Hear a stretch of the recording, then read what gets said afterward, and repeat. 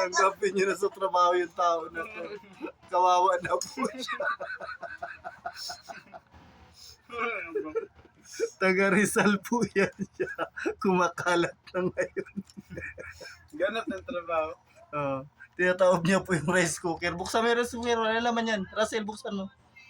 Sel, buksan mo yung rice cooker. Inubo si Waring. Ayun na po siya. Gutom na gutom. Dami yan naman kanina. Okay, pakiusap, ampunin nyo na yung tao na to. Ayun, founder. Ikaw, ano ka? Ha? Ano ka dito? Yan. Ikaw, ano ka? Tagal lang. Patay gutom. Ito yung GRO namin, nag-resign. Hindi kinaya lalaki. Be, nag-resign ni Kaya. Oo. Ay, design ako, di na kailangan doon. Pwede ko dito.